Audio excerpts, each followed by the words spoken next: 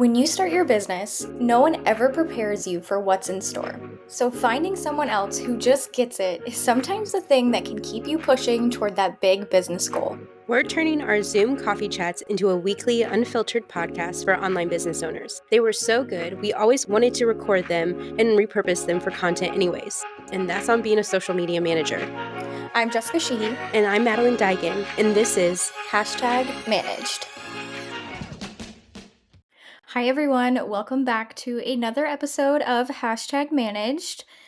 Before we kick things off, we have to, of course, catch up like two online Instagram besties chatting IRL like we are now. So, hey, Madeleine, how are you? How was your weekend? Hello. I'm good. This weekend, it was pretty good. I feel like I don't have as many exciting things. I don't have Yeah, as I did last week, but obviously I watched the Grammys, that was awesome. I mean, that was inevitable that we're gonna be discussing the Grammys and Taylor Swift's new album, but I also, um, listened more listened to more of the Jessica Simpson audiobook that I was telling you guys about, and oh my gosh, the tea. I finally got to the tea, like the tea. And I had forgotten that she dated John Mayer on and off. And I remind you all that she was dating him on and off when he also was playing with our girl Taylor. And so it just makes you go realize too that what Taylor was saying in these songs about John Mayer is just like, oh, it all adds up. It all adds up. Mhm. So yeah, that was my weekend. How was yours? I love that. I love that. And that is why I have that book on my TBR list. I need to read that. And yeah, my weekend was good. It was of course filled with watching the Grammys, and that there were so many like really good takeaways. And as someone who, I don't know if I shared this on the podcast before, but actually I went to dinner with Ryan before we both sat down and planted our selves on the couch for Grammys night, and so we were talking about it. But I was sharing with him, and I've for those of you who don't know, I met Ryan in high school, so we have like a very cliche, like high school sweetheart to marriage relationship, if no one knew that. And so we always like learn new things about each other. Like Madeline and I every week uncover something new in our friendship, which is so fun to do it here live on the podcast. But Ryan and I do it as well. And so we were talking about different things, and the restaurant was playing like really unique music. And I feel like I have a really unique taste in music. I love all genres. Like, there is not a genre that I would not listen to. Like, to me, it's all about matching like what I'm doing or how I'm feeling or how I want to feel. Like, I like to really curate a great playlist. I'm a huge Spotify fan, so if you're listening to us on Spotify, don't forget to follow the show and give us a review as well. Always need a good shameless plug. We're marketers, so we have to include that in. But I really love music, and so one of my very first, I guess, entrances into marketing, I had a social media and PR internship for an indie music label, and it was so fun. Just there were so many unique artists who were just getting started and like really growing their careers. And so I learned a lot of like growth hacking on social media, like how to cultivate a community on social media, because they represented artists like country artists in Nashville that were smaller indie artists, like other artists in like rock and pop and R&B like in LA and in other like cities like Atlanta. So it was really cool to learn how to, this was back in gosh, I don't even remember, like 2016, 2017. So Instagram back in the day, which was like really fun, right? It was curated pictures of our like lunch and our coffee and really crazy like filters, when we would actually use those filters that still do exist, by the way, if you guys didn't know. Those you can still use those filters on Instagram. No one's doing it, but hey, if you want to tap into it, you can. So anyway, I have like a special place like with music. I feel like it really helped me get started in marketing and social media. And I learned a lot on like the PR side of things, which I think can really be helpful in marketing, but just as a business owner as well. And so I was super excited for the Grammys. And so many takeaways from that. But I love a good award show that is filled with good fashion, good tea, good jokes from the host or the Yeah. MC, so many different things.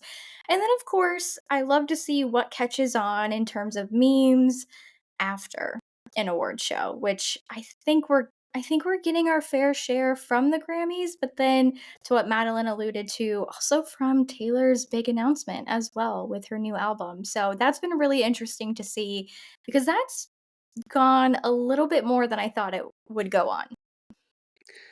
First of all, you're so cool. Like, I didn't know that's how you and Ryan met.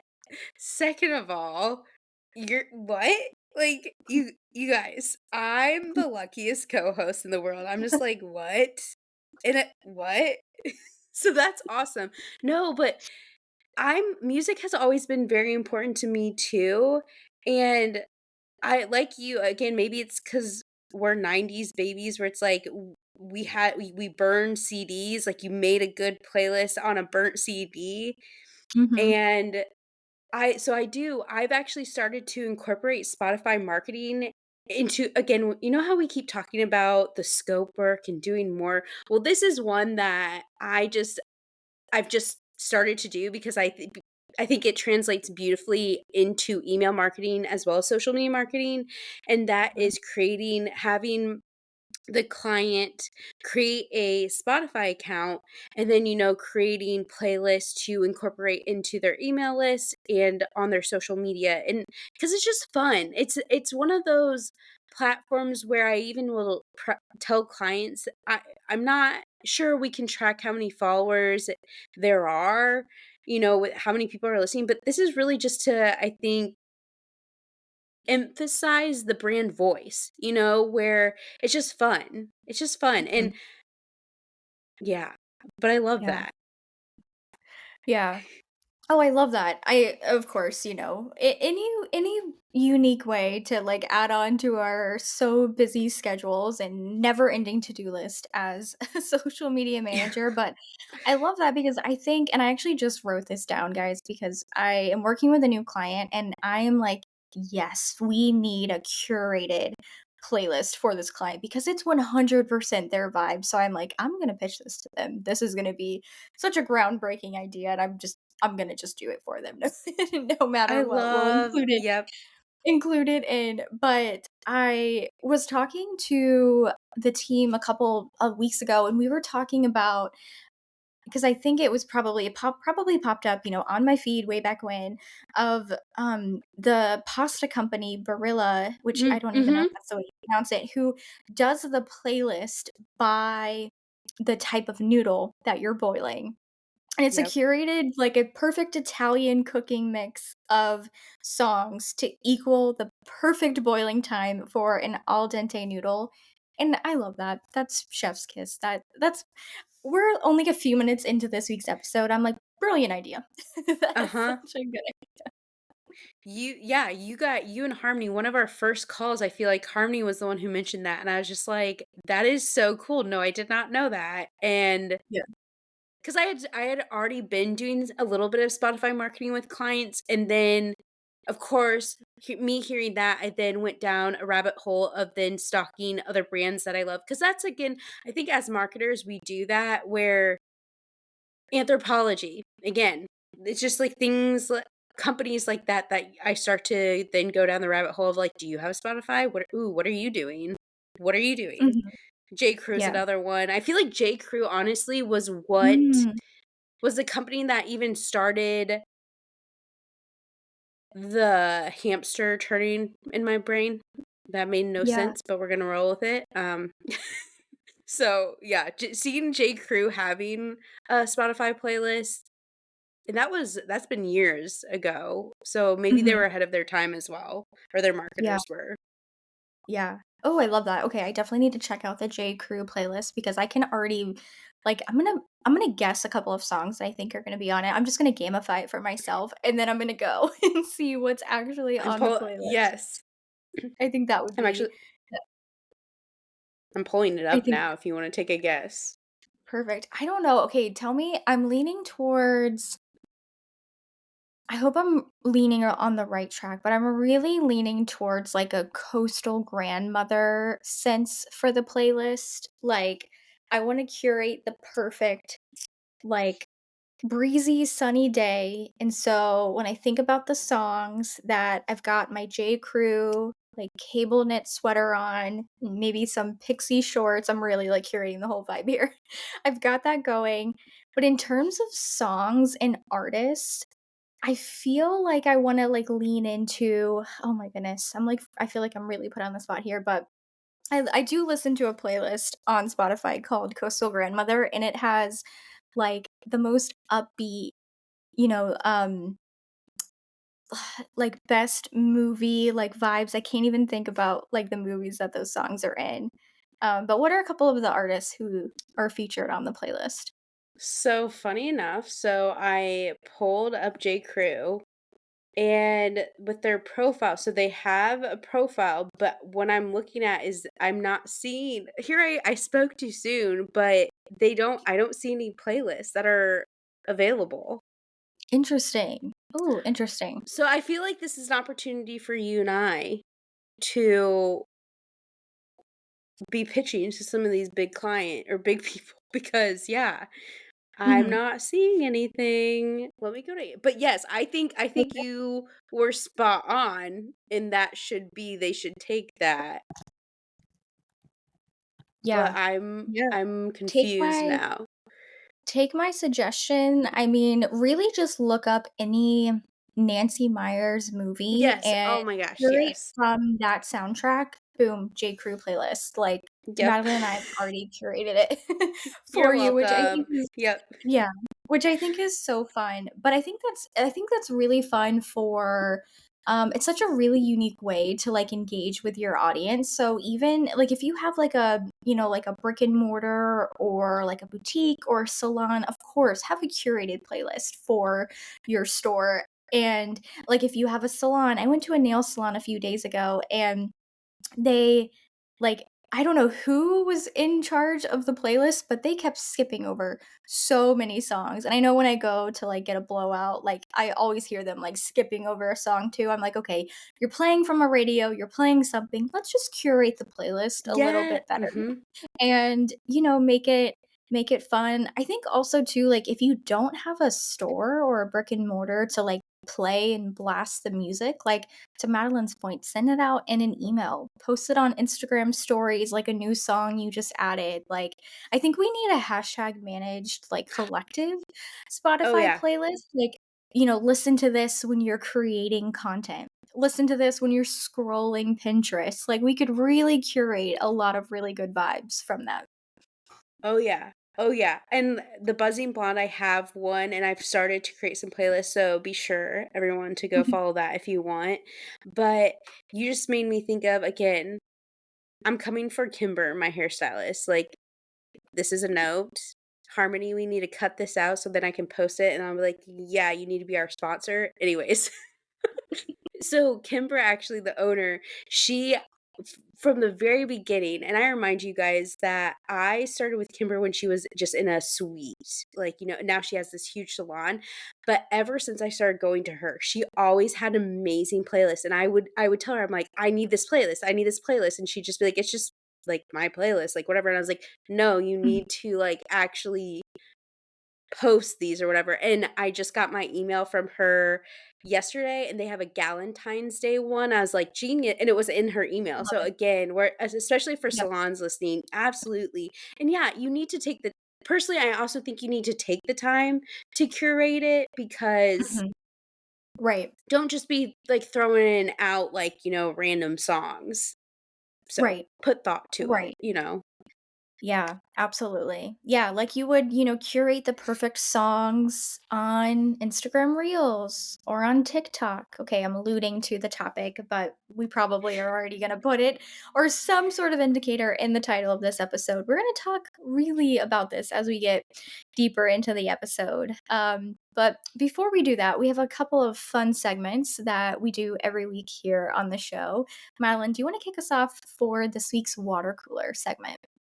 I absolutely do. Okay, so this week, our listener member says, "How the heck are you guys niching down? I'm struggling so much to narrow my niche down and keep changing it. It was small business owners and female entrepreneurs, but I just feel like it's too broad. So I did dentists, but now I'm realizing I'd be pretty bored working with just dentists. I am I truly am stuck, but I see how it could help me get more leads." You came to the right person. The right people. So, Mhm. I'm gonna start if that's okay. But Yeah, go for it. I knew I needed to niche when I took some time to reflect in 2020 after realizing the majority of my clients were beauty professionals and brands. So when I first started The Buzzing Blonde, I too originally was marketing myself as a social media manager for small businesses, more specifically brick and mortars, which is also how I believe I first picked up so many salons because again, brick and mortar. But also before I niched, I was honestly saying yes to every single lead that came through my inbox. And funny enough, I had an orthodontist who I said yes to, but then realized creating content for an orthodontist didn't excite me, and that was when that whole reflection started, and that's when I knew it was time to niche to small business owners who worked in the beauty industry, because again, I took a moment to reflect and I was like, all of my clients besides this orthodontist are beauty professionals. So anyways, so my advice to you, dear reader, or rather dear listener, is to take some time to reflect. If creating content for a dentist excites you, then own that niche. Um, I know in your event you said you're getting bored, but maybe you just haven't found the right dentist to work with. And of course, I read this before. Um, Jessica and I always have our notes before a podcast, and I feel like we should share, like I should share that with you all too, because it's like to prep for it, you know. But Mhm.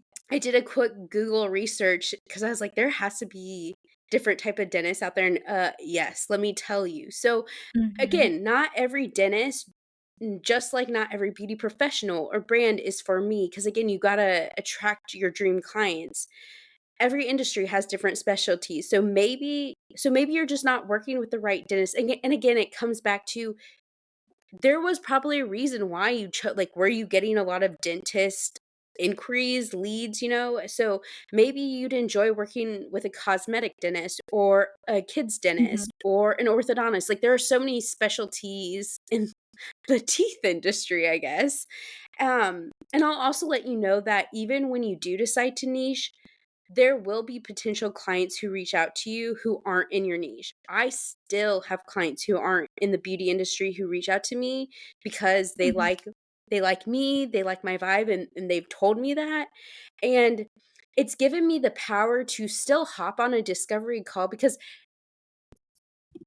that's just networking too, where it's like I never want any of my followers to think, obviously I'm getting a lot of leads from Instagram, but just because you come across my page and see like beauty industry, wellness, whatever, I shouldn't say whatever. You guys know what I'm saying. Like I still get clients, and that's what I'm alluding to is that even if you do niche, there will still your dream clients are still going to come to you. I'm a big believer in fate, and it's just like what's meant for you is going to be for you. So I Mhm. hope that helps. And yeah. Yeah. Yeah, I agree. That's spot on. And I think the point to, niching down and owning that niche. So many good things, and that's why I selfishly pulled from the group for this one because I knew Madeline's experience niching into beauty brands would be a really great piece of advice. And I think this is the main topic. If you guys didn't know, but hashtag manage existed pre, our 2024 era. And so Madeline was on the podcast. I want to say it was episode like 37. That sounds about right. Yeah. In terms of episode numbers. But again, you can go to hashtagmanage.com and search all of those past episodes. But we've really talked about that. So if you guys have no idea about that story, about that episode, shameless plug to go listen to that one as well. But I think definitely, leaning into why you chose to go into that niche in the first place. And again, that's still a really broad group of business owners that you are working with. Really lean into the different avenues, the different specialties that they have because there are so many.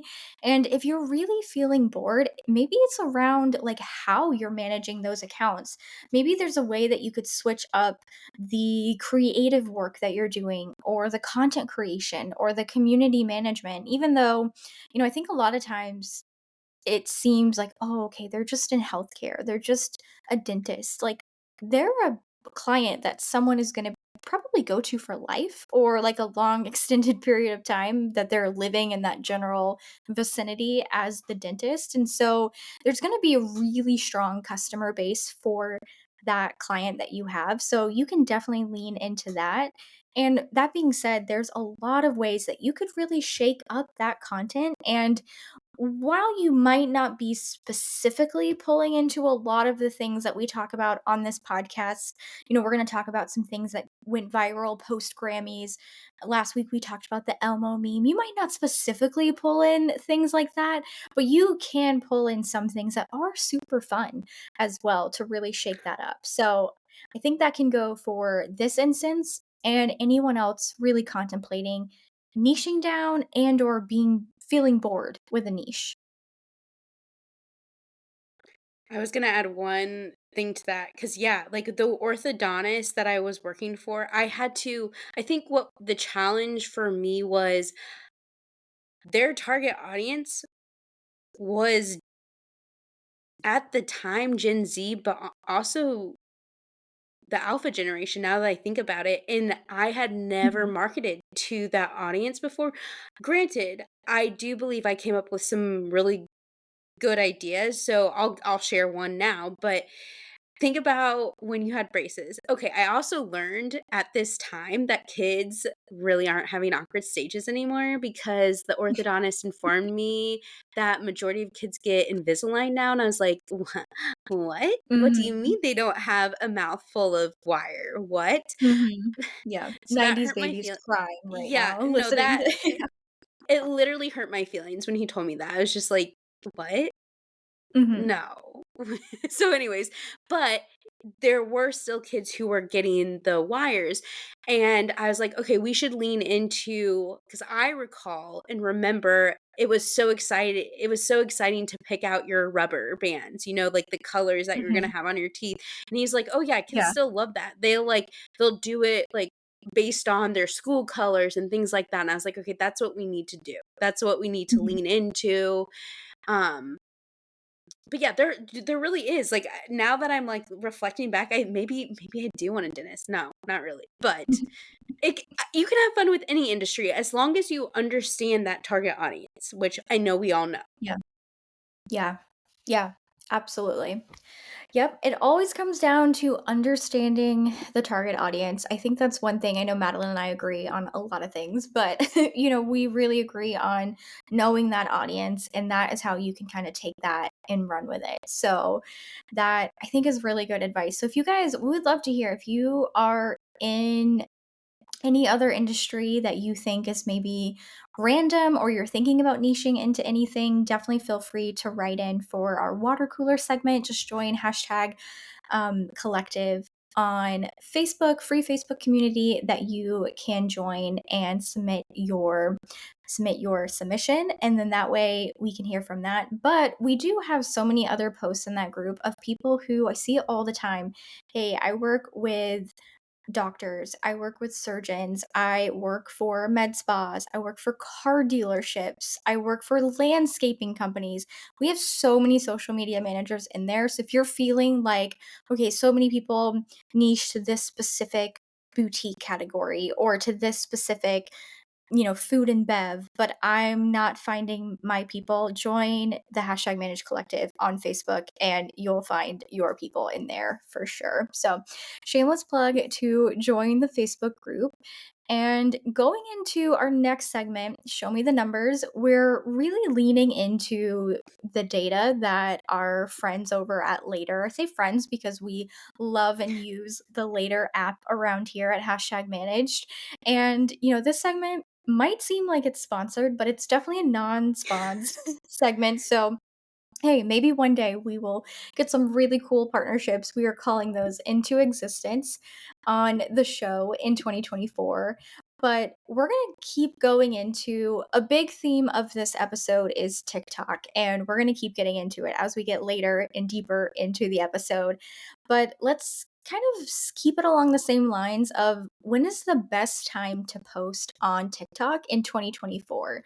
So if you haven't listened or you missed our most recent episodes, we talked about the best time to post on Instagram 2 posts ago, or 2 episodes ago, posts ago. I'm such a social media manager. It's talking posts. 2 episodes ago. Last week's episode, we talked about how many pieces of content you should share on Instagram, on feed, and on stories, depending on your size of account. And so this week, talking about the best time to post on TikTok in 2024. So, again, our friends at Later analyzed so much data. And if you did listen to those episodes, Madeline and I shared that there are so many factors, and we'll dive into those that can really affect it. But they share that the best time to post on TikTok is Monday to Friday at 10 a.m. PST, which I think this is such an interesting time to share because I think typically a lot of social platforms are always recommending, okay, post in the morning, post early morning, be that first post on the feed. And so, we're both located in Eastern time zone. So, that's 1 p.m. for us in the middle of the day, Monday to Friday. And I don't know about you guys, but on Friday at 1 p.m., I'm already starting to check out for the weekend. Like, I'm self-employed. Fridays are my days. I'm wrapping up loose ends. 1 p.m., I might be sending out my final email, putting up a final post or whatnot. I don't know if I'm actually consuming content or, trying to get things live for for Friday or the weekend at 1 p.m. So I think that's really interesting. But I think it goes without saying, really think about your audience and when they're on TikTok.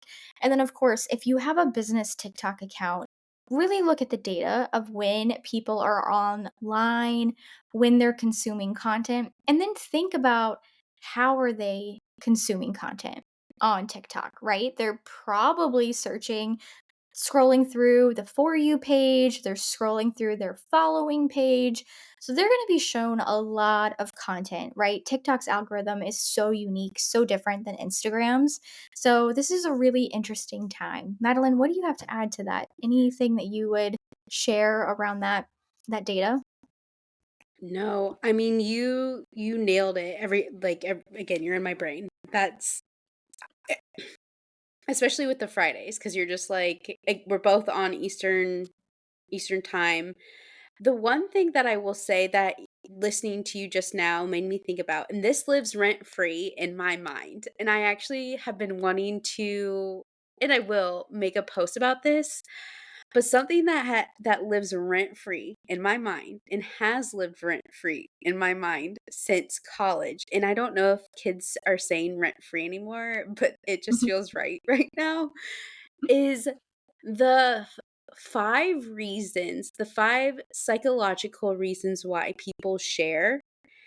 And of course, now that I'm saying it, I can't like tell you guys exactly, but one is, people want to feel they are knowledgeable. So if people back in the day, Facebook, when I know Facebook is still a thing, but I'm talking like 2016, like, okay, social media prime Mhm. time, and how Mhm. people would be sharing articles because, again, they wanted to come across as, "I'm smart, like, I'm reading this." Kind of like even when we discuss books, like, I personally, if you were to ask somebody, "What's the last book you read?" and they're going to tell me the last book I read was in high school, I'm not gonna lie. I'm low key I'm low key judgy in the best loving way, but I'm, like, low key judgy. But that's just because I'm such a book person. And so, like, I Mhm. feel like that's the same energy. Like, that's the same energy of, like, sharing articles on Facebook Gifts, where it's like, Yeah. and then the other reason being, like, to laugh, to be entertained. So, again, I'm gonna look this up. I will find the actual 5 reasons, but I just know for a fact that there are 5, and it all has to do with, like, psychology. And Mhm. so I'm thinking about my target audience for majority of my clients and even myself, where it's like like, I don't know when you're consuming, Jessica, but I'm consuming TikTok right before bed. I'm obviously trying to be better about, like, Mhm. turning my phone off, like, come 8 p.m. So again, Mhm. that speaks volumes, and I do believe that I I believe that eventually one topic you and I are actually going to be discussing more about is how social media managers are leaning into like, habits around mental health. And because, for instance, sorry if this is going kind of all over the place right now, I promise it all Mhm. ties in.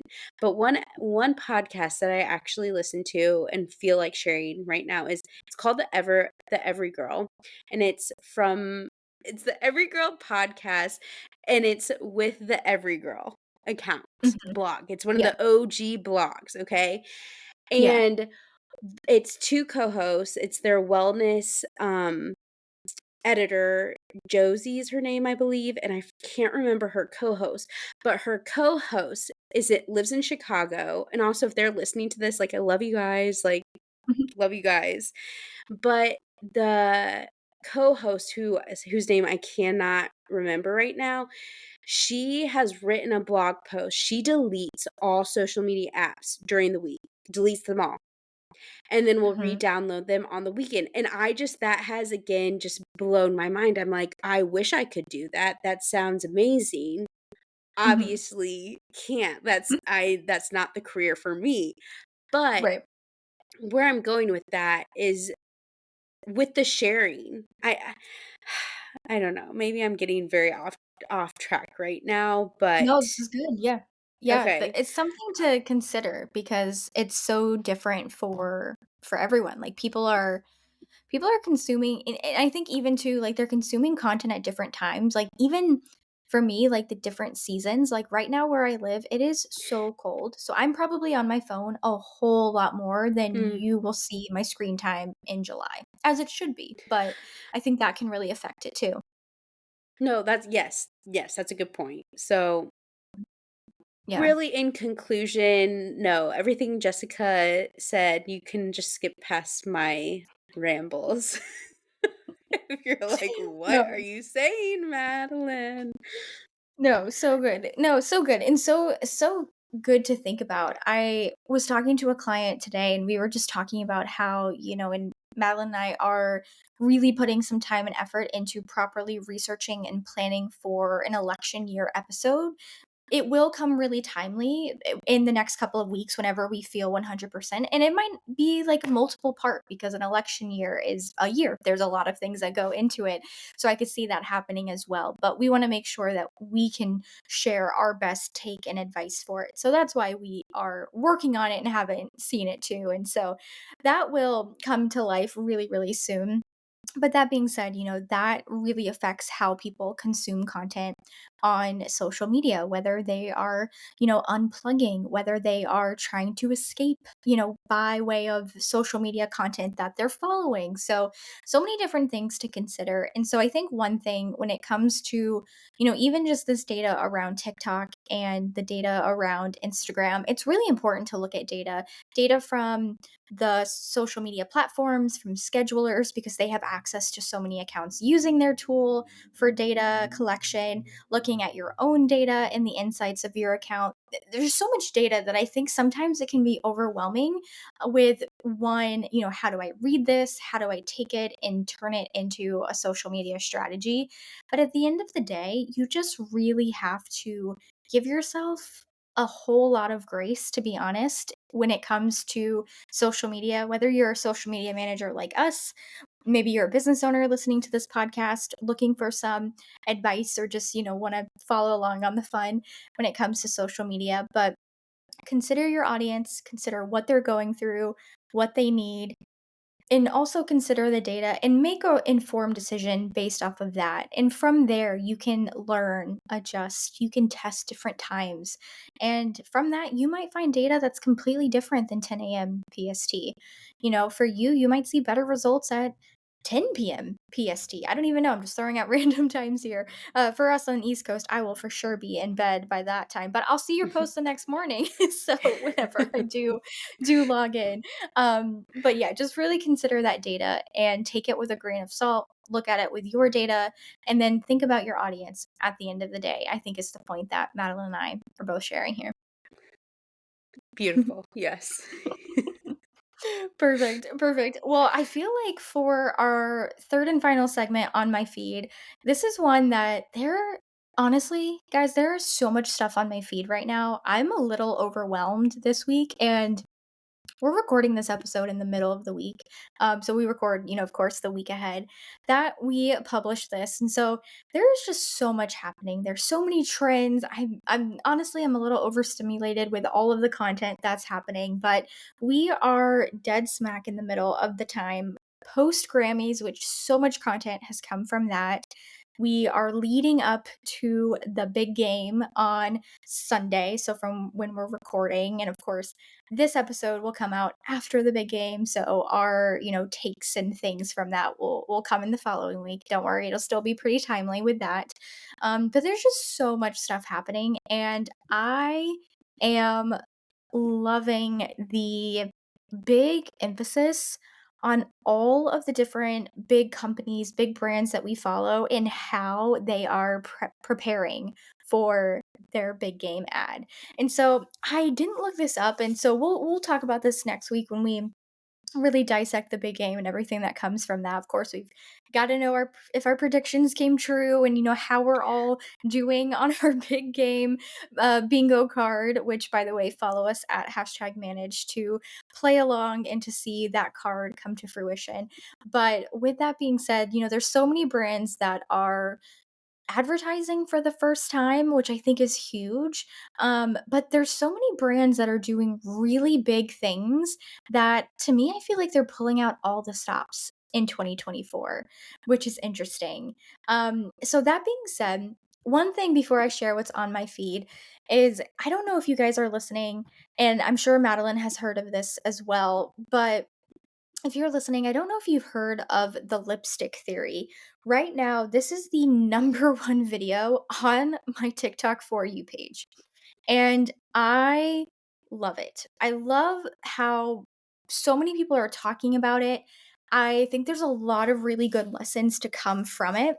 So, if you haven't heard about the lipstick theory, it dates back to a really, really long time.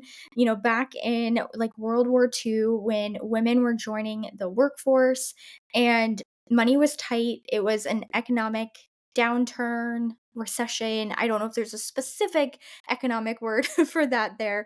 But they were still splurging on lipstick.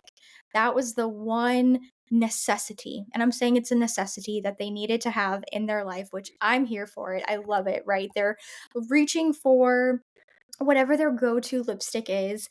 And so that is something that, history repeats itself. Economics are a cycle. History is a cycle. And so we can really learn. And of course, we are in a completely different time now than we were, years and years ago in that time. But the lipstick effect is a retail and economic theory that suggests consumers suggesting that they're cash strapped are more likely to purchase affordable luxury brand lipsticks, lips products, so lip balms, lipstick, lip oil, right? A big emphasis on that. I feel like every brand all of a sudden has a lip oil in the start of 2024, but they are purchasing those products. So I wanted to emphasize that because that is one thing, again, that is on my feed. It's taking up so much time, but we are going to see so because we're seeing it already across our feeds. All of the big brands are really leaning into their social advertising dollars into lip products, lip balm, lipstick, lip oil, lip scrub, lip mask, right? It's Mhm. it's everywhere. I'm seeing it in cross. It's kind of like, is it safe to say it's the Stanley Cup effect of lipstick? I'm seeing, like, if not I'm more, right? Like, every creator, every influencer is, like, showing off all of the lipstick. Do you agree, Madeline? Oh, yeah. Also, were did you ever watch Mad Men? Like, that is one of my Yes. comfort. Okay, so, like, I'm just like Yeah. that if you guys are unaware of never watched Mad Men, I'm are you even a marketer? Like, but because one of the best compliments my husband has ever given me, and it was when we first started dating, because again, I was in college, my senior year, and he Mhm. just started watching Mad Men, and he was like, "You're Don Draper," and I was just like, the fact that he compared me to Don instead of Peggy, I was just like, I "Okay, you're know, not wrong, sir. Like, you're not I know. wrong. Thank you for Mhm, acknowledging that." But, mhm, seriously, one of my favorite episodes is the whole lipstick effect. Um, mhm. I completely agree, though. And again, since the beauty industry is my niche, like, I'm so happy that this is on your feed as well, Mhm. because again, I didn't know what Jessica was gonna share that was on her feed this week. So yes, and Yeah. so here's a fun fact for you, Jessica, and our listeners. So, I have always been a red lipstick girly. So, I went to private school for 13 years of my life. So, I wore a uniform for 13 years of my life. And the only way to express oneself was with like headbands. We were lucky we got to choose the shoes we wore. Some private schools you can only wear like Mhm, brown leather shoes. No, we were allowed to wear mhm, like any tennis shoe we wanted. And so when I got to high school, obviously I started to express myself more with makeup, and I would wear red lipstick. I got made fun of. So, like, jokes on all you girlies. But I also had a blog that was called Red Lips Never Lie. Who knows where that is on the internet now? But there you go. Fun fact for all of I you. love it. So I am a lipstick girly, and lipstick will save the world in my opinion. Mhm. Yes. Yeah, it will, and so I love that. So that is all over my feed. I love that everyone is, being brought on to what the lipstick theory is, because I think even if you're, shout out to our male listeners, because I know that listenership is growing. We have some awesome people in the Facebook group who are there. Of course, we have, I'm sure Ryan is probably plugged in to his AirPods now listening as well. So which he's a marketer as well. So he very much knows the theory and big Mad Men fan as well. He's the one who actually told me about Mad Men like years and years ago. He's like, you have to watch this. So sold, of course. Don't tell me twice to binge a show. And of Uh-huh. course, fell in love with watching it. But it's such a good theory, and so I'm really interested to see right now, being in this week between leading up to the big game. We are seeing so many advertisers start with their ad campaigns. They're teasing what's coming on 211 and what's happening. They're leaning into updating their websites to really be an activation of what's going on. In-store activations are starting to happen. And of course, on social media as well, right? So all departments in marketing and advertising are really speaking to each other. So I'm nerding out because I love this. I mean, it is the Super Bowl, but like this is my Super Bowl when Mhm. everything Mhm. starts happening. Mhm. You guys are like, no, this is the Super Bowl, but this is my Super Bowl, the marketing side of it, because it's so fun. And so it's also fun. If you listened last week, we shared our predictions. So I'm like, I'll see a ad or on TV, or I'll see an ad on social media and I'm like, oh yeah, I'm right. Oh no, Madeline was right. Oh no, we're both wrong. Like, what's happening? There's so many, it's a roller coaster of emotions. Um, but so many things for that. So, leaning into that. And so with that, my feed is covered with so many different things, but I'm really loving to see all of the beauty brands and how they are leaning into so many things. There's so many makeup brands. One thing, and this is where I was telling Madeline before we recorded, like she said, we do notes before we do every episode. I think maybe 5 minutes before we both even jumped on to even do our like pre-episode chat. I'm like, okay, what am I going to pull in for on my feed, because there's so much stuff. And so many brands are sharing some awesome things. So I'm really excited to see how brands are going to partner with celebrities in terms of that, how they're going to partner in store activations. It's going to be so fun, but I really want to know, what is going to be the overall content. I think that lipstick theory is going to really play it's going to play into what we're being shown ads wise in terms of that. And so the last thing that I'll share before I pass it over to Madeline's feed is I was on a call with a client this morning and we were talking about, they're not a beauty brand at all. They are a consumer packaged goods company. And we were talking about what is their lipstick of their products and how can they lean into that. And so with that, like how can we lean into their customer base, you know, wanting that little luxury in a time of economic downturn, and how can we lean into that effect. So I think it goes beyond so many different things. And I think it's a fun thing as well that you can think about as a social media manager. Well, what's my service that's a quote unquote lipstick for that I can offer, that I know no matter what's happening, my people can turn to. And I think you can really think that through for your clients as well, especially in different strategy sessions that you're having with them, talking about what's working, what's not working.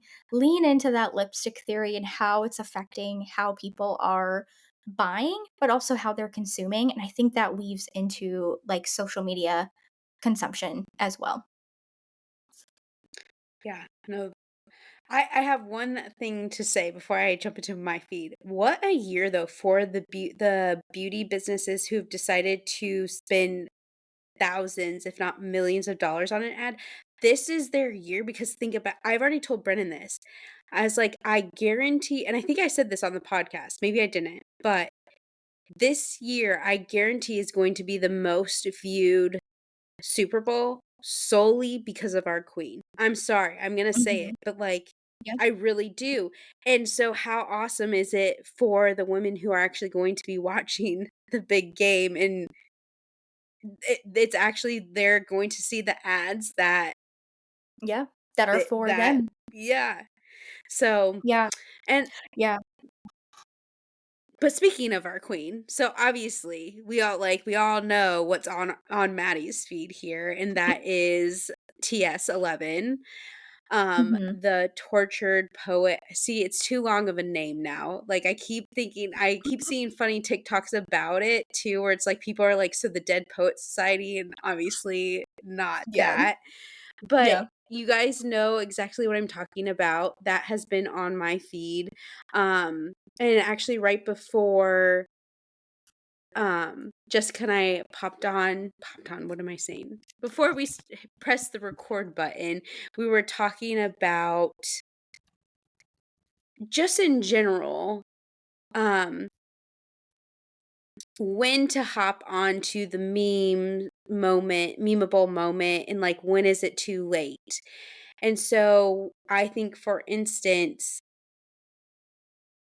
we were talking about like the Travis and Taylor meme, the one of her whispering in his ear, um, kind of Hmm. was overshot, right, Jessica? You would say, um, Yeah. the same, but it's driving me crazy because I'm, like, looking at what is the album called? Why can't I think of The Tortured Poet Department. Thank you, sorry. Mhm. I, like, had to look, Yep. I was like, "What is this?" So, The Tortured Poet Department. I think Ulta has done a beautiful job, again, where it's like, I think there are some company I love seeing them, but I Mhm. don't know. When is it time to not hop on, especially as social media managers, where it's just like trying to get a client's approval. Do you just miss it? That's what we were talking about. Mhm. Um, Yeah.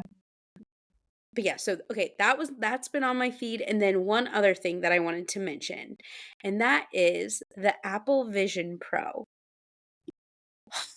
The tech geek in me, I want one so bad, but you too can have one for a small penny of $3,499. You also can do a 12-month plan, of $291.58. But some of you guys might be wondering what? Is it just like Meta's, why can't I think of it? We even have one. Yeah, what are they called? Are they oh god, I don't Oculus, know. the Oculus, yes. Oculus. I'm like Yes. binoculars, Yes. No. So, and obviously I don't know, it's you guys need to look it up, or maybe we should put it in the show notes too, but, like, obviously, it's Apple, like, I think this is epic. There hasn't been something like this since Steve Jobs has passed on, like, Yeah. this to me feels very like he would be proud of this, Mhm. um, and of Yeah. course, what we'll get into in the rest of this episode and also with our election episodes, it's just like the scary reality of AI, but also like Jessica and I are both tech, like we are tech people. Like to me, it is cool. Like, and I think you as marketers, you have to take that with a grain of salt. Like and much, very much. Have to educate yourself on the pros and cons of things like this. But again, this Apple Vision Pro seamlessly blends digital content with your physical space. So like I have the website pulled up right now and I'm like watching this lady where it's just like she has it on, and she can watch things, she can read articles. And one of the articles I was reading about is yeah, people are wearing them out, like out in public. And I'm Mhm. like, I don't know if I Yeah. ever would because I'm already clumsy enough. Like Right. I don't need that, but people are saying that they're wearing them to sports games, and Oh, I'm just interesting. like, "Okay." It is interesting because if you think about it, we are on our phones while we're watching things, but again, that to me, I'm like, that is dangerous too because, again, we're trying to multitask, do so many things at once, Right. but Brendan and I have this conversation all the time. By the time we have kids, like, this is the new wave of business, I think, and, like, classes, it's just, are you an early Mhm. adapter to it, you know? Yeah. Yeah. I don't it's really cool. Like, and I also remind you all that, Brennan, when that first Oculus came out, he went and decided to buy it without informing me. We were not married at the time, but I was like, "Excuse me, you paid how much without what?" And then, of course, he was like, "But it's for us, babe." And I'm like, Mhm. "Oh, is it?" And Yeah. honestly, like, it is awesome. We also talk about how, like, fitness classes, because he'll, like, box with the Oculus and Mhm. yeah. So that is Yeah. what has been living on my feed.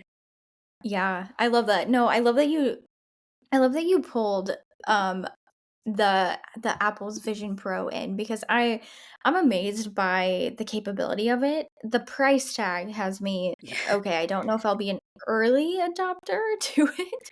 I'm not even as a social media manager and someone who's on their phone far too much, I don't even get the new iPhone when the new iPhones come out. Kind of Same, to Madeline's same, point, I'm actually. clumsy, and I think also I just love, like, my routine, and I love my phone, and I have everything perfect, and I don't wanna mess it up, and I just know how it works so well, and so I'm probably always, like, 2 years behind, like, I'm 2 years behind, and then I'll break it, I'll get the new one. But then Apple will probably come out with the next one maybe, like, 4 months later, so I'm kinda I'll stay up to date, but then I'll quickly get outdated with with how fast it comes, but it is really interesting, and I think, this goes into the conversation that I know both of us wanna have with just kind of the, I guess, social responsibility as social media marketers in terms of, like the work that we're doing and the impact of social media on our own mental health, on, on the mental health of the people who are seeing the content we're creating. I think that's such a big thing that we hold into our hands. Of course, cultivating a great platform that one day, like when we both have kids and they're on the platform, I think that's really important. And I think this goes, too with AI. AI was something that, I mean, it's been around for a long time. It has uses in so many different ways, and some companies have more advanced AI. Some are, working on advancing theirs quickly, but we're seeing it in so many different areas. I mean, the tool we record our podcast on Riverside. It's a recording tool. If you're ever needing to record a podcast, a webinar, anything, definitely check it out. We love using it. It's so fun to record in. And they have an AI tool as well. Like they'll clip up certain parts of the audio. It doesn't always get it right. I mean, we have a Harmony on our team who can edit the show to perfection. So, we will always leverage Harmony for that over AI. There's some certain things that just need a human touch, but AI is integrated into our lives and I think will continue to be. So I love that. I'm interested to see how it evolves, and just even though it is a big price tag, I think there's so many different things that kind of come out. Like I don't necessarily want to like relate it to like Peloton circa 2020, but I kind of do a little bit in terms of seeing like that's a high cost thing. I know I in 2020 when we were all like stuck at home and I'm like cycling, like I think I had $180 like cycle stationary bike off Amazon versus Peloton, right? Because I'm like, okay, how many times am I actually going to use this? Right? I'm not going to actually get the thing. And of course, Peloton's company and a whole went through a lot in 2020, so we're not going to get into that. But I think really kind of adopting things at different times is really interesting to see how it goes, and I think that goes with social platforms, like when Clubhouse came out, when, like, Threads, Lemonade, like, so many different, like, things that happen, and then, of course, you know, Apple's Vision Pro, but also to, like, memes. I think kind of thinking about where you wanna be on that scale of, innovator to early adopter to, just kind of waiting and seeing what everyone else is doing. I don't think there's a right or wrong answer. It's just about making like the best decision based off the tech or the trend or whatever in terms of integrating it. You just always beautifully say what I'm trying to say in the most elegant way. Yes. Yep. Exactly. No, and I will say this too about the one other comment I want to make about because like the marketing behind the Apple Vision Pro. Again, I went down a whole rabbit hole about it because again, Steve Jobs is one of my, and I don't know about you, Jessica, but like just entrepreneur in general, like Mhm.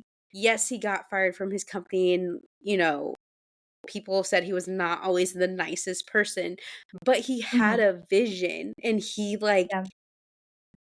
he gave us so like I'm using a Air Mac MacBook Air right now. And Mhm. so I'm such an Apple person. And another conversation Brendan and I often have is our Apple products actually the best? Maybe Mhm. not, but, like, it's that loyalty, it's that branding that I'm just like, I can never there's been so many Yeah. times where recently I actually really, really, really want a flip phone. Like, I want it so bad because I wanna go down memory lane and actually see if, like, is the Google Pixel phone Mhm. better camera better than Yeah. Apple? But anyways, they did say that it's very lightweight. I can't remember now, Mhm. but it's, like, maybe 1.5 pounds, like, so it's very light where it's, like, the Oculus that again, where I feel like there's been so like, Google came out with something, Meta came out with all these, like, headpieces, and in one of the articles I was reading, it was saying how this is going to be, like, make or break, essentially, Mhm. for this new AR reality Yeah. and I do believe that Apple probably has nailed it, and again, I have not put it on, but Mhm. I would like to believe that the people working at Apple, like,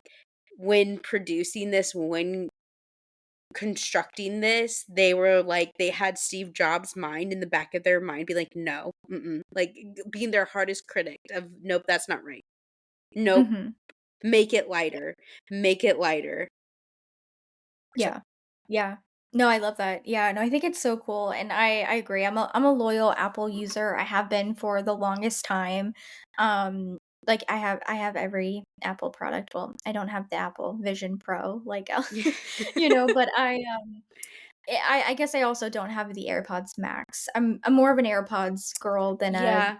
a headphone girl anyway, so I guess that's probably part of that. And also too, the price tag, let's be real, Apple. Mm. We need to work on that. Lipstick theory for Apple, where's that at? If we can get that back to HQ, that would be great. Yeah. But yeah, no, I'm the same way, and it's funny because so many other people, like family, they some of my family uses Apple products and then some do not, and some do, but they kick and scream by using it. They're like, "This is terrible. My Samsung was better." All these things, and I'm just like, "I'm sorry, I can't hear you." Like, I love I love my iPhone. Like, let me airdrop it to, to me, I just feel more connected. I like the user experience of the Apple products, which I think is probably where the Apple Vision Pro will bode well for people. And yeah, it's interesting to see where it'll go. And of course, interesting to see like where advertising will slip in because it's always with anything new, anything like that, like advertising will always slip in and we'll kind of figure out like what morally, ethically, what should happen. And even like, the legal side of it as well. I think that's always interesting. That's something that, of course, we're in 2024. Tech and social cannot keep up with the legal side of everything, which I think will be an ongoing conversation that we'll have here on the podcast. But getting into the legal side of things for TikTok, things are a little messy. And so, if you are an avid TikTok scroller like Madeline and I, then you probably realize that maybe a lot of songs on your old TikToks are gone. Maybe you're scrolling the For You page, the following page, and you're like, wait a minute, what's going on? Why are all of these songs mere voiceovers? Indie artists, different things, not to knock any indie artist, any voiceovers, anything along those lines. But there's been some changes on the platform. So Universal Music Group and TikTok could not come to an agreement. So they had a feud, and we'll kind of dive into that. But we wanted to talk about this since it's super timely. And we also really wanted to lean into, how do we as social media managers adapt to these changes that happen without our consent, and we're kind of the ones left to pick up the pieces, like always, right? It's always the social media manager who's thinking on their feet and having to do all these different things. So Madeline, is there anything you want to start us off with your thoughts around what's going Yeah. on with Universal times TikTok? Yes, so I highly recommend that every social media marketer out there read this open letter from Universal Music Group to the artist and songwriter community. It was beautifully written, most likely by their PR team and hopefully not GPT, or, Hmm. again, we're hoping. But there were 3 points that I wanted to point out. So, with all of it being in summary, there the reason why they pulled out is because um the artists weren't being compensated appropriately for their their work. And then also they're wanting to protect the human artist from harmful effects of AI, because I don't know about you guys, like, there would be songs that I would again, I know I'm bringing it back to Taylor, but if you're surprised, like, we're Swifties, like, like, we are gonna have Taylor on the podcast one day, mark my words. But there've been, like, Harry Styles and Taylor mashups that it's cool, and it, yeah, for sure would be a bop, but it's also kind of like, when I would hear those, I'd be like, "That is creepy," and if I were Taylor, I would be a little mad too, like, "Excuse me, you're manipulating my voice," like, and I don't Hmm. know, Jessica, if you've seen some of these things, but on Instagram, I've seen, like, these AI, or, like, yeah, like, pictures of Taylor that I'm like, "That is not of," like, it looks real, but it's not. So anyway, like, that's the scary thing about AI. But then the third is obviously online safety for TikTok users. So Mhm. really just kicking it off, like, I highly recommend you read this open letter, but getting into my takeaways of this, I think and you know what that's going to mean for us as social media managers and marketers is that I think with this expiration, we as social media marketers are going to have to push our creativity to the max. And what I mean by that is we're going to have to challenge ourselves and our clients to come up with trending sounds without it coming across as forced. So, the ones that, yeah, aren't music. So, the one that I can most recently think about is this TikTok creator. She put air in her tires, and she of course went on to TikTok and she was like, this is something I would normally ask my dad to do, but I was like, hang on, it can't be that hard. Boys do it. And then she's like, hang on. Boys do it. And it's super funny. If you don't know what I'm talking about, look it up. It will come up. But that's super clever. And again, the creator wasn't thinking that would become a trending sound, but it did. And so that's my first thing. My second takeaway or thought is that I think we will still see trending music on TikTok. However, how it gets there or how someone's using it, I think it's gonna be shady.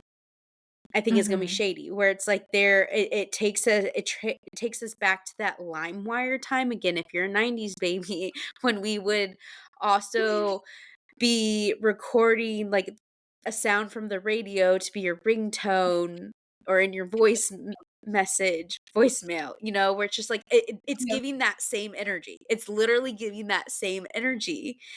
And then Yeah. my third takeaway or thought is that I also hope everyone listening, whether you are a social media manager, like honestly, everybody, that we take the time to truly understand the logistics and legality behind all of this because I know Jessica and I keep hinting at an election podcast episode slash episodes, which, like she said in the beginning, we're working on because we want it to be take like when you pull in like we know we have to be careful, like neutral, very neutral.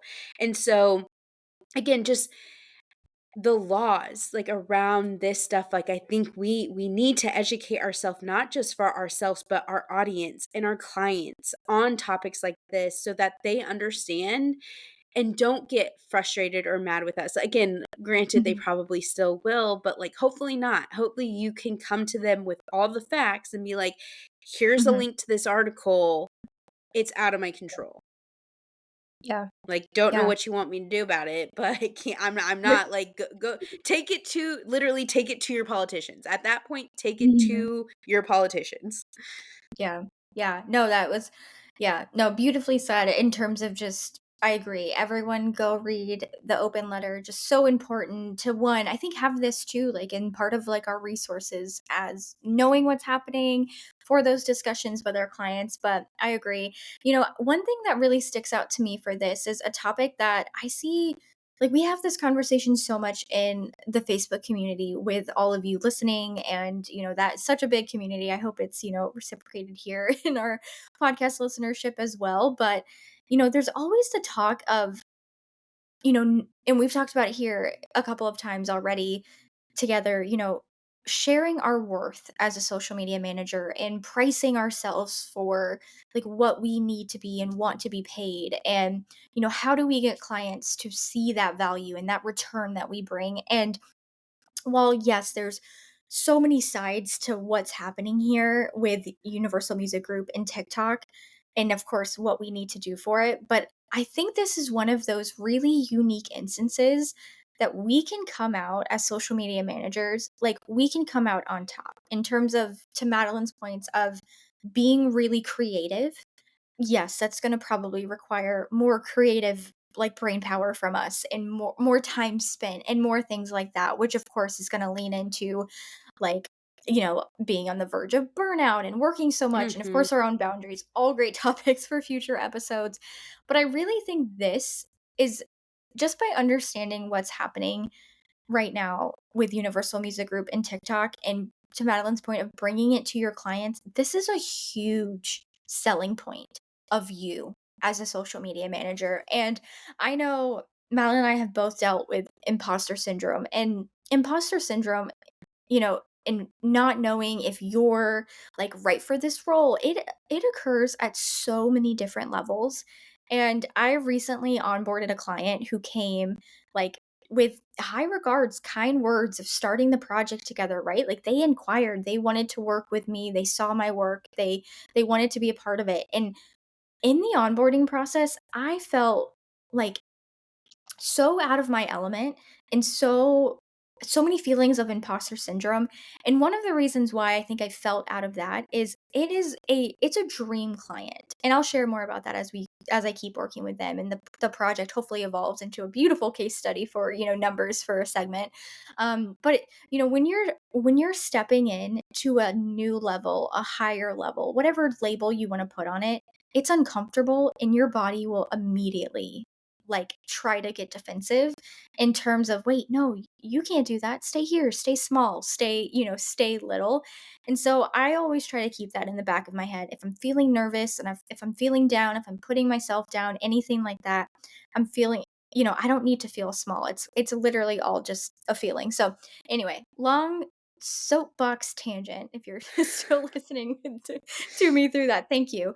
But I just wanted to share that because this is having the knowledge of what's going on is so valuable, because our clients don't know what's going on. And I think they should be educated, because I think this is a really big issue just for everyone who are in creating content on these apps.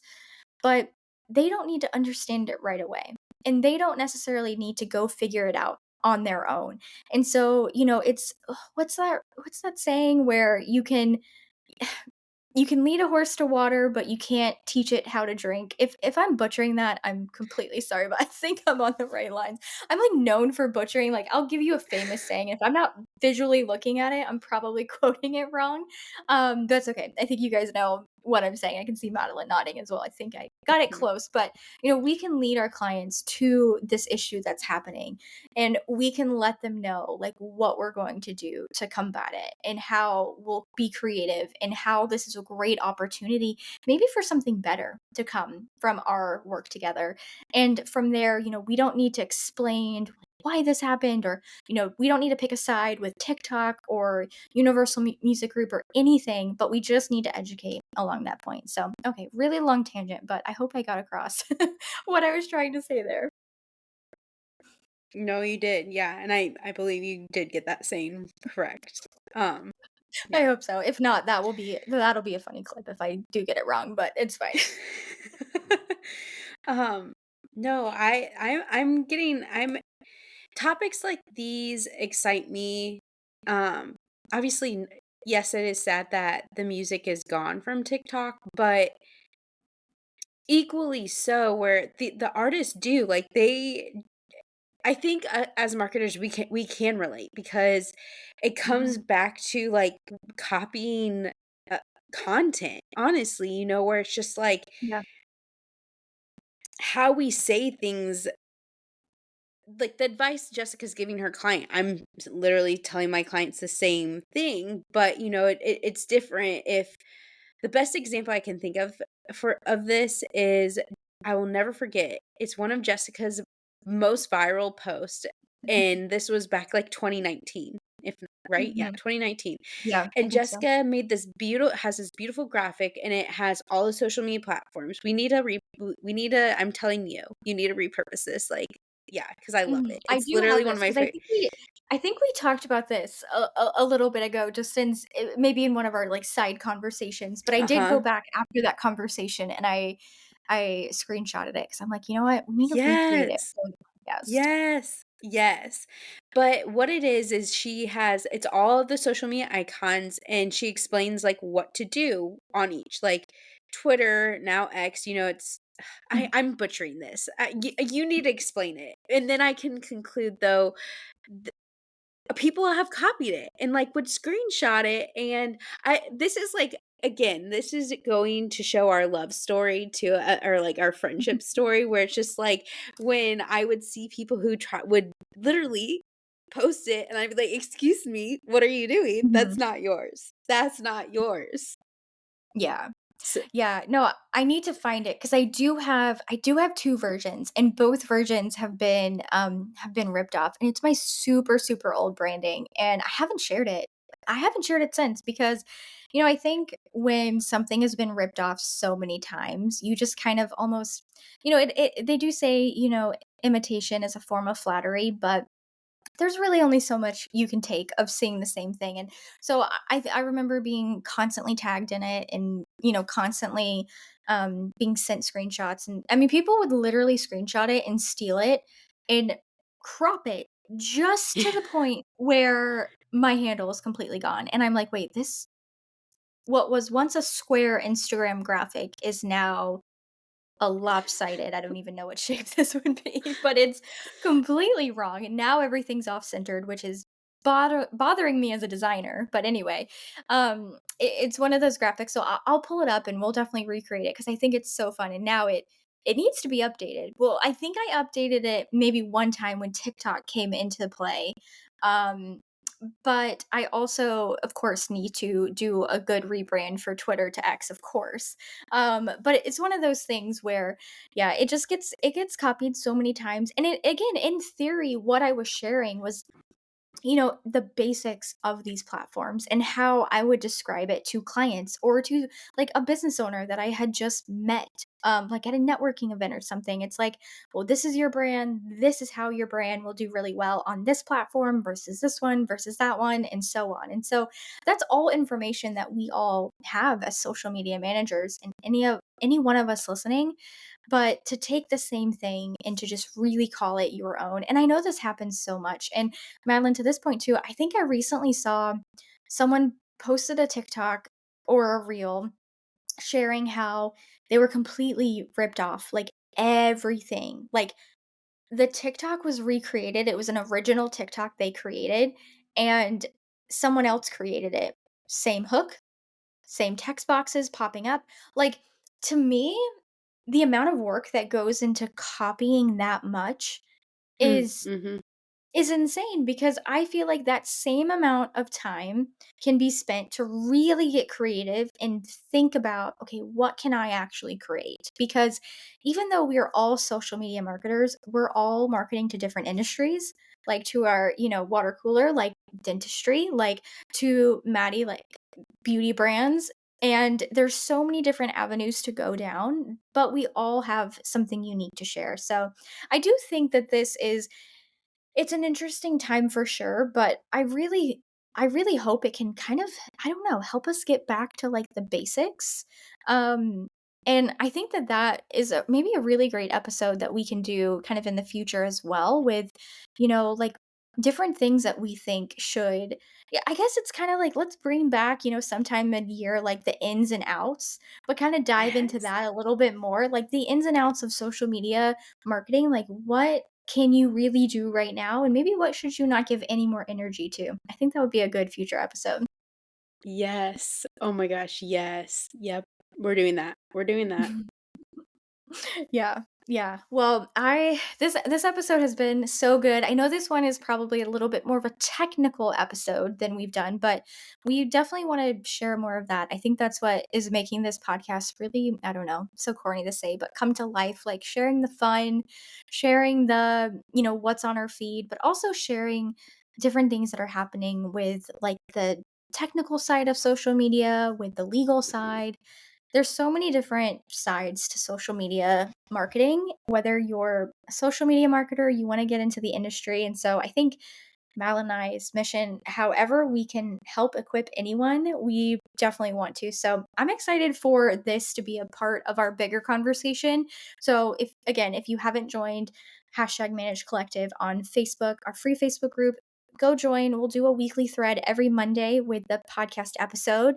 And then you may have noticed with last week's episode, we are starting to leverage Spotify's tools for engagement as well. So we can post a poll or a Q&A every week. So we'll have to really think about what this poll and Q&A will be from this week. But if you're a Spotify listener, you can just scroll down. It'll be right under the show notes, which is really cool to kind of interact with the episode that way, which I think is pretty fun. So I'm not sure what exactly that will be. So as soon as we're done wrapping up this episode, feel free to go engage in that. And yeah, thank you again. If you made it to this far in the episode and this far into the year listening to us, or maybe you're brand new to listening, we really enjoyed you giving your time and being a part of our community. Yeah. Thank you. Thanks so much for listening to this episode. If you haven't already, hit that follow button, and if you really love us, be sure to subscribe wherever you are listening from. And if you want to be one of our online besties, you can shoot us a DM over at #managed on Instagram and let us know what your biggest takeaway was from this episode. Or, you could also share all your deepest, darkest secrets. Kidding, but we mean it when we say you can shoot us a DM. We love building real, authentic relationships with you.